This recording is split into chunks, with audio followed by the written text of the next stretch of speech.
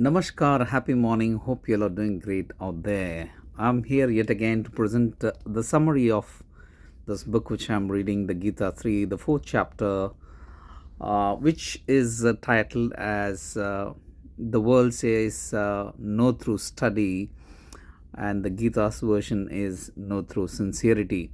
It's pretty simple. What I understood from this chapter is, if you see the old Gurukul system and all that, the boy leaves the home, goes to the spiritual teacher or the teacher.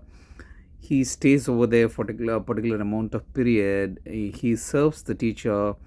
He listens, then he understands, he experiences this and puts that knowledge into real life learning. Then he actually understands it as to how that learned goods is affecting his life.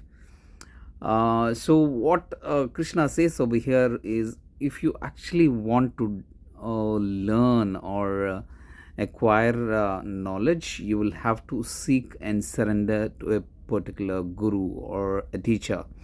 That's really, really important. Not only that, you have to surrender yourself and serve the guru with utmost sincerity. Then only he will bless you with real knowledge.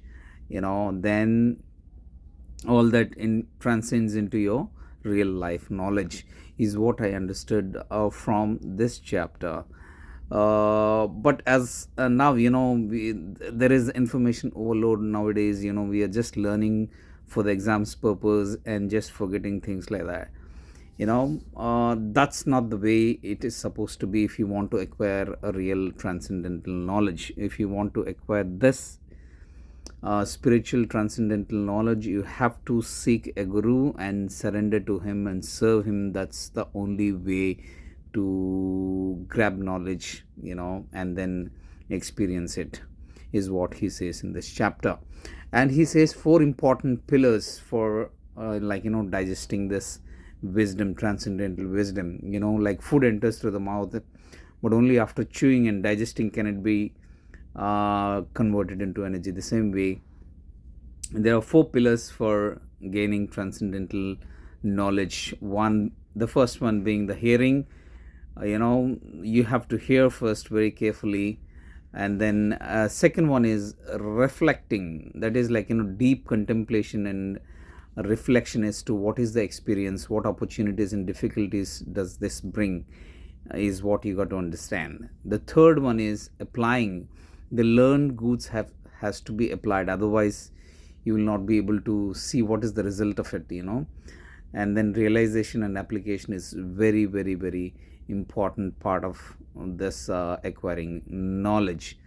The fourth one he says is prayer. This is vandanam. The first one is shravanam, second one is mananam, that is reflecting, third one is nididhyasanam, that is applying, the fourth one is vandanam, that is praying.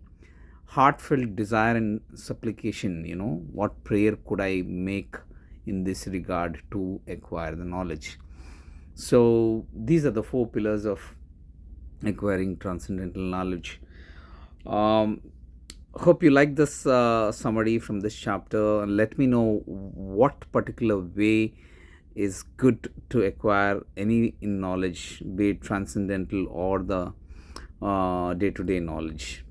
I wish to hear from you. Until then, I wish you all the best and see you in the next.